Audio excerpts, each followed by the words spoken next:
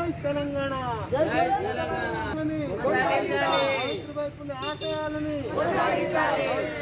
ఆశయాలని ఈరోజు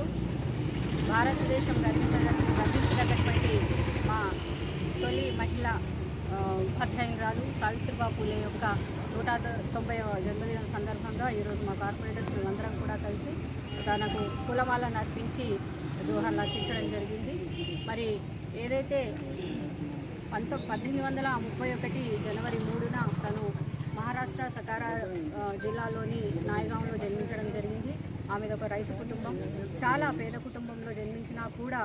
మరి ఎప్పుడైతే 9 ఏళ్లలో జ్యోతిబా పూలే గారితో వివాహం జరిగిందో మరి అప్పుడు తాను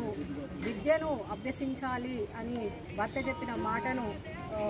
తను ఒక ఆయుధంలాగా తీసుకొని చదువుకున్న తర్వాత మరి ఆ చదువును తన వరకే ఉంచకుండా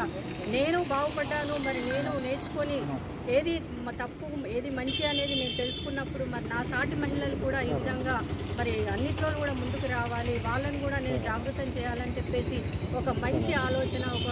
దృఢ సంకల్పంతో తను ముందుకు వచ్చి మరి ఆ సమయంలో మహిళలందరికీ కూడా చదువు నేర్పించాలి అని ఒక పట్టుదలతో మరి తను 1848లో స్కూళ్లను స్థాపించి మహిళల కోసం ప్రత్యేకంగా మరి చదివించడం జరిగింది. మరి ఏదైతే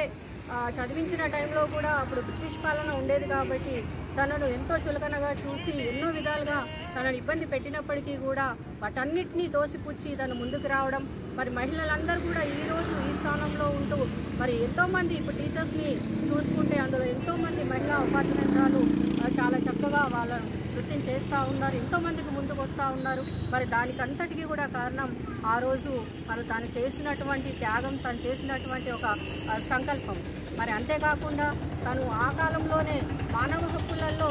మరి స్త్రీ యొక్క హక్కులు, మహిళా హక్కులు కూడా ఉన్నాయని చెప్పేసి తొలిసారిగా గలం విప్పిన మహిళ కూడా మా